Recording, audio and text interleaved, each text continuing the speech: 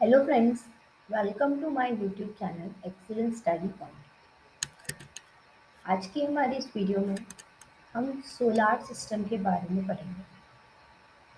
Solar system में total कितने planets हैं, हमारे सौर मंडल में कितने ग्रह हैं और उनके बारे में हम सभी इम्पोर्टेंट इन्फॉर्मेशन हमारी इस वीडियो में कवर करेंगे। सोलार सिस्टम ज्योग्राफी का एक बहुत ही इम्पोर्टेंट टॉपिक है और यहाँ पर इम्पोर्टेंस है 9 प्लैनेट्स की।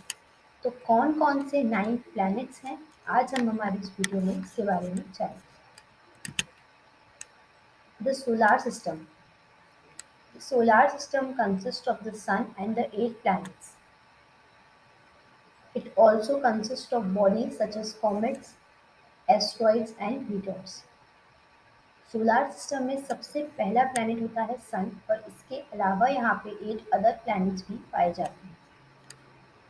यहाँ पर कॉमेट्स, एस्ट्रॉइड्स एंड मीटर्स भी पाए जाते हैं। अगर सबसे पहले हम बात करें mercury.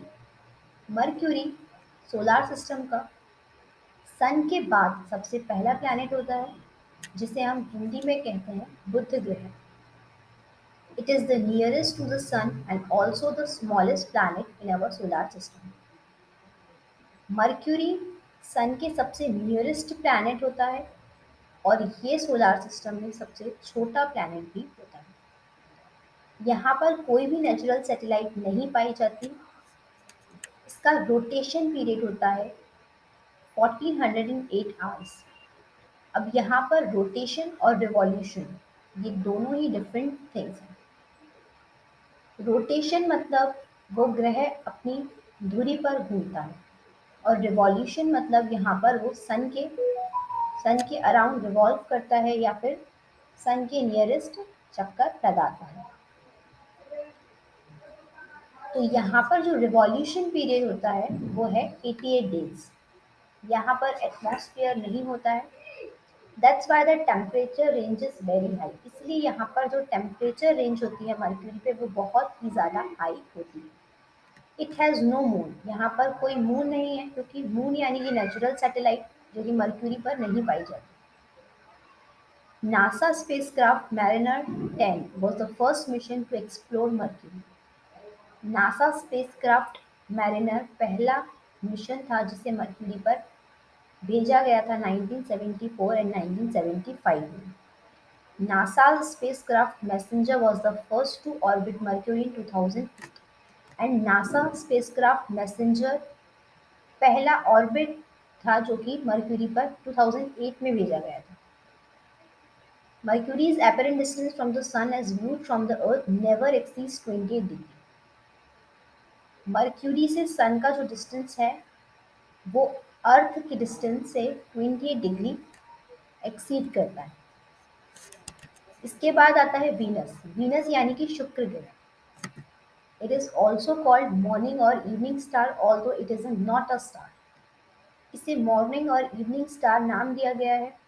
Sometime it is called as earth twin, यानी कि अर्थ की जुड़वा बहन वीनस को कहा गया है। अर्थ ट्विन इसे कहा गया है। वीनस हैज नो मून और satellite of its own. Venus पे भी कोई नेचुरल सैटेलाइट नहीं होती है। It rotates from east to west while the earth rotates from west to east। Venus east से वेस्ट की तरफ घूमता है जबकि अर्थ वेस्ट टू ईस्ट घूमती है। It takes 5832 hours to complete a rotation. Rotation यानी कि ये अपनी धुरी पर घूमने में 5832 आवर्स लेता है। इसका नाम Roman goddess of love and beauty के नाम पर रखा गया है। ये एकमात्र ऐसा ग्रह है जिसका नाम फीमेल गॉडेस के नाम पर रखा गया है। It is the hottest planet and surface temperature range 475 degree Celsius. ये सबसे गर्म ग्रह भी है क्योंकि इसकी टेम्परेचर रेंज है 475 degree Celsius. It has a atmosphere and 95% gas is carbon dioxide which can store the heat. इस पे एटमॉस्फेयर पाया जाता है। 95% गैस यहाँ पर जो पाई जाती है वो होती है कार्बन डाइऑक्साइड। जिस वजह से वो हीट स्टोर करता है, इसलिए ये हॉटेस्ट प्लैनेट कहलाता है। ये सबसे ब्राइटेस्ट प्लैनेट भी है, इसीलिए इसे मॉर्निंग एंड इवनिंग स्टार भी कहते हैं। और ये सन के अराउंड रिवॉल्व करता है 225 डेज। नेक्स्ट है धरती, अर्थ। ये सबसे इम्पोर्टेंट प्लैनेट है क्योंकि इस एकमात्र ऐसा प्लैनेट है जहाँ पर full atmosphere, full life exist करती है। The Earth is the only planet in the solar system on which life is known to exist. एकमात्र ऐसा ग्रह है सोलर सिस्टम का जहाँ पर लाइफ एग्जिस्ट करती है। The axis of rotation of the Earth is 23.5 degree relative to the orbital plane. The plane of Earth orbit around the Sun. The tilt is responsible for the change of season on Earth. यहाँ पर जो अर्थ की rotation axis है वो 23.5 degree है, और जो earth orbit है सन के अराउंड, वो भी थोड़ी सी टिल्ट है। अर्थ हमारी थोड़ी सी टिल्ट है, और ये जो टिल्ट है इस वजह से यहाँ पर चेंजेस ऑफ सीजन इसी वजह से होते हैं, क्योंकि ये अर्थ का जो शेप है वो थोड़ा टिल्ट है। अर्थ पे वन मून पाया जाता है, तो इसे नेचुरल सैटेलाइट भी कहते हैं। Moon is the only natural satellite of earth. The earth takes 24 hours to complete a rotation. अब यहाँ रिवॉल्यूशन नहीं, रोटेशन की बात हो रही है। तो अर्थ 24 आवर्स लेती है एक रोटेशन कंप्लीट करने में। ये अपनी ही धुरी पर घूमती है। अर्थ का सन से डिस्टेंस है 4.96 किलोमीटर, और ये सन के चक्कर काटने में, यानी कि रिवॉल्यूशन पीरियड जो है इसका है, ये है 365 days, 5 hours, 48 minutes and 45.51 second. ये एग्जैक्ट रिवॉल्यूशन पीरियड है अर्थ का। 71% water present on the earth surface. 71% पानी यहाँ पर पाया जाता है। The blue colour of water is due to the reflection of sky. अब यहाँ पर जो अर्थ का ब्लू कलर है वो इसी वजह से पाया जाता है क्योंकि यहाँ पर 71% वाटर प्रेजेंट है। इसके अलावा एक क्वेश्चन यहाँ अराइज होता है कि वाटर का कलर ब्लू क्यों है? तो वो इसलिए है क्योंकि यहाँ पर स्काई का रिफ्लेक्शन होता है, इस वजह से पानी का रंग ब्लू होता है। अब यहाँ स्काई का रंग ब्लू क्यों है? स्कैटरिंग और इंटरफेरेंस के बारे में हम अपनी नेक्स्ट वीडियो में कवर करेंगे। तो स्कैटरिंग और इंटरफेरेंस एक टर्म होती है, इसकी वजह से स्काई का कलर ब्लू होता है और रिफ्लेक्शन के कारण वाटर का कलर ब्लू होता है। मून यहाँ अर्थ की एकमात्र नेचुरल सैटेलाइट है। अब यहाँ पर आपसे क्वेश्चन पूछा जा सकता है कि द शेप ऑफ अर्थ, तो शेप ऑफ अर्थ क्या है? ग्योइड शेप है अर्थ का शेप है ग्योइड। इसके बाद है मार्स। मार्स यानी कि मंगल ग्रह। ये रेड प्लैनेट है। It appears slightly reddish and therefore it is also called the red planet, presence of red oxide. Mars reddish planet है, रेड प्लैनेट इसे कहते हैं, और इसे रेड प्लैनेट इसलिए कहते हैं क्योंकि यहाँ पर रेड ऑक्साइड पाई जाती है। Mars has two small natural satellite. Mars में दो स्मॉल नेचुरल सैटेलाइट्स हैं। It takes 24 hours to complete a rotation. ये 24 और 25 आवर्स लेता है एक रोटेशन कंप्लीट करने में। यहाँ पर एटमॉस्फेयर पाया जाता है, और यहाँ पर एटमॉस्फेयर में inert gases carbon dioxide, CO2, NO2 पाई जाती है। यहाँ पर जो दो नेचुरल सैटेलाइट्स हैं उनके नाम है फोर्ब्स एंड डीमोस। अब ये भी पूछा जा सकता है कि फोर्ब्स एंड डीमोस किसकी नेचुरल सैटेलाइट्स हैं? तो ये मार्स की नेचुरल सैटेलाइट है, फोर्ब्स एंड डीमोस। फोर्ब्स का मीनिंग होता है फेयर एंड डीमोस का मीनिंग होता है टेरर। मार्स के बाद आता है जुपिटर, यानी कि बृहस्पति ग्रह। Jupiter is the largest planet of the solar system. Jupiter solar system में सबसे लार्जेस्ट प्लैनेट होता है, सबसे बड़ा ग्रह है ये। Jupiter has 53 named satellites and another 26 awaiting official, यानी कि यहाँ पर 65 से भी ज़्यादा नेचुरल सैटेलाइट्स पाई जाती हैं, जिसमें से 53 को तो यहाँ पर नेम्ड कर दिया गया है, और अभी भी कुछ सैटेलाइट्स ऐसी हैं जिन्हें नेम्ड नहीं किया गया। It also has faint rings around it. Jupiter के अराउंड फेंट रिंग्स पाई जाती हैं। It takes only 10 hours to complete a rotation. ये एक रोटेशन कंप्लीट करने में 10 आवर्स का टाइम लेता है। It has extremely less density. Methane, ammonia, hydrogen gases are found in the atmosphere. यहाँ की जो डेंसिटी है बहुत ज़्यादा कम होती है क्योंकि यहाँ पर मीथेन, अमोनिया, हाइड्रोजन जैसी गैसेस एटमॉस्फेयर में पाई जाती हैं। यहाँ का जो सरफेस टेम्परेचर होता है वो -120 डिग्री सेल्सियस होता है।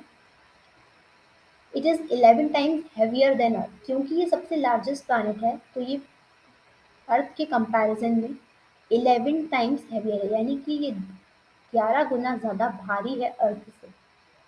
मोर देन 65 सैटेलाइट्स इन जुपिटर। 65 से भी ज़्यादा सैटेलाइट्स जुपिटर में है। Largest satellites of solar system found in Jupiter. अब सौर मंडल की सबसे बड़ी सैटेलाइट, सबसे बड़ी नेचुरल सैटेलाइट जो है वो भी जुपिटर में ही पाई जाती है। उसका नाम है गैनीमीड। यूरोपा 10, कैलिस्टो, ये जुपिटर की दो फेमस सैटेलाइट्स हैं। इसके बाद है सैटर्न। सैटर्न यानी कि शनि ग्रह। The Saturn is yellowish in colour. It has an IG rings around it. Saturn का जो कलर होता है वो येलोइश होता है और इसके आसपास रिंग्स होती हैं। कितनी रिंग्स होती है सैटर्न के आसपास? There are 7 rings on the Saturn. It has more than 60 known moons. यहाँ पर 60 मून्स पाए जाते हैं। It takes 11 hours to complete a rotation. Second shortest day in the solar system. अब ये 11 घंटे लेता है एक रोटेशन कंप्लीट करने में। सेकेंड शॉर्टेस्ट डे यानी कि दूसरा कम, सबसे कम समय लेने वाला ग्रह है जो कि कम समय में रोटेशन कंप्लीट करता है। इससे पहले वाला है जुपिटर जो कि 10 आवर्स में रोटेशन कंप्लीट करता है। सैटर्न 11 आवर्स में रोटेशन कंप्लीट करता है। ये 7th प्लैनेट है सोलर सिस्टम का और सेकेंड लार्जेस्ट भी है। फर्स्ट लार्जेस्ट है Jupiter and second largest is Saturn. इसकी डेंसिटी बहुत कम होती है और इसका टेम्परेचर होता है -180 degree Celsius. Titan is the largest natural satellite of Saturn. अब सैटर्न की सबसे लार्जेस्ट नेचुरल सैटेलाइट का नाम है टाइटन और फ्योब। टाइटन और फ्योब दो फेमस नेचुरल सैटेलाइट्स है सैटर्न की, जिसमें से लार्जेस्ट है Titan. Phoebe it revolves in opposite direction. अब फ्योब फ्योब जो है ये इसलिए फेमस है क्योंकि ये अपोजिट डायरेक्शन में यानी कि विपरीत दिशा में घूमता है।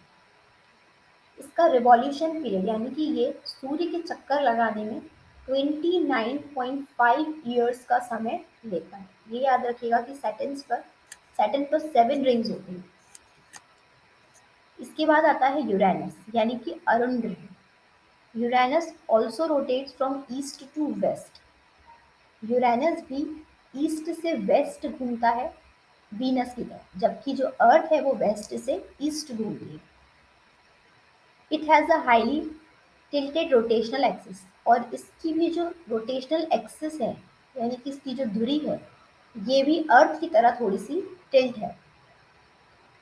It takes 17 hours to complete a rotation. ये 17 घंटे लेता है एक रोटेशन को कंप्लीट करने में और इसमें 5 रिंग्स होती हैं एंड सैटर्न में 7 रिंग्स होती हैं। It is known as line planet. इसे लाइन प्लैनेट कहते हैं and it is also known as green planet. इसे हरा ग्रह भी कहते हैं। हॉरिजॉन्टली ये थोड़ा सा टिल्ट होता है।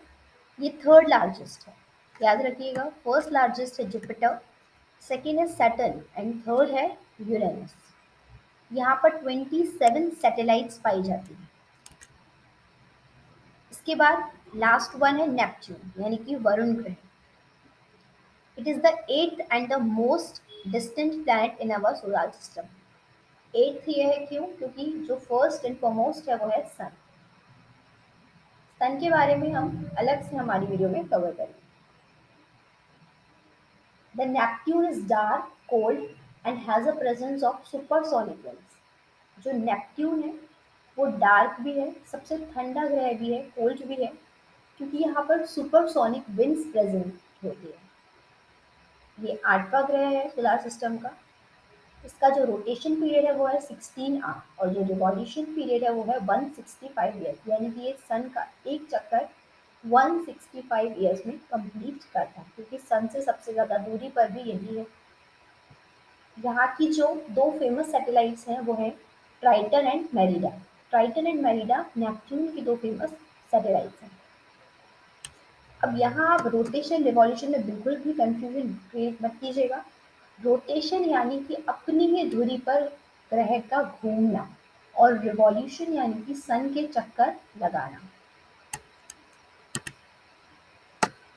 तो यही है हमारे सोलर सिस्टम के 9 प्लैनेट्स।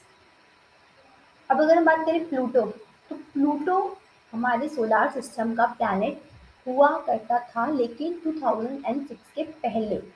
2006 के बाद ये कोई प्लैनेट नहीं है, ये ड्राफ्ट प्लैनेट था पहले, पर अब ये प्लैनेट में एग्जिस्ट नहीं करता, इसे प्लैनेट में नहीं माना गया, क्योंकि यहाँ पर प्लैनेट्स के हिसाब से एक क्राइटेरिया सेट किया जाता है, लेकिन प्लूटो उस क्राइटेरिया को फॉलो नहीं करता, इसलिए इसे प्लैनेट्स की लिस्ट से हटा दिया गया, एंड इसलिए प्लूटो कोई प्लैनेट नहीं है। तो ये हमारे 9 प्लैनेट्स हैं, जिसमें जो मेन है वो है सन, और बाकी 8 प्लैनेट्स जो हैं वो सन के ही अराउंड रिवॉल्व करते हैं। रिवॉल्यूशन पीरियड सबका डिफरेंट है। जैसे कि अगर हम अर्थ की बात करें तो 365 डेज मेन रिवॉल्यूशन पीरियड कहते हैं, बट अगर हम एग्जैक्टली बात करें तो मिनट्स सेकेंड्स वो रिवॉल्यूशन पीरियड होता है अर्थ का। तो ये सन के अराउंड रिवॉल्व करते हैं। तो ये मेन हमारे 8 प्लैनेट्स हैं, जिसमें से सबसे लार्जेस्ट प्लैनेट जो है वो है जुपिटर, सेकेंड लार्जेस्ट है Saturn, and the third largest is Uranus. Earth हमारा एक ऐसा प्लैनेट है जहाँ पर लाइफ एग्जिस्ट करती है। ये एकमात्र ऐसा ग्रह है जहाँ पर लाइफ एग्जिस्ट करती है। तो यहाँ हमने सोलर सिस्टम के बारे में पूरी इंफॉर्मेशन कवर की होगी। अगर इससे रिलेटेड कोई भी डाउट है तो आप हमें कमेंट बॉक्स में कमेंट करके बता सकते हैं। आज की वीडियो में बस इतना ही। अगर आपको हमारी वीडियो पसंद आई हो तो इसे लाइक करें, शेयर करें अपने दोस्तों के साथ, और हमारे चैनल को सब्सक्राइब करें, ताकि आपको हमारी वीडियोस की सभी लेटेस्ट अपडेट्स मिलती रहें। और अगर आप ज्योग्राफी से रिलेटेड किसी भी टॉपिक पर वीडियो देखना चाहते हैं तो हमें कमेंट बॉक्स में कमेंट करके ज़रूर बताएं। Thank you.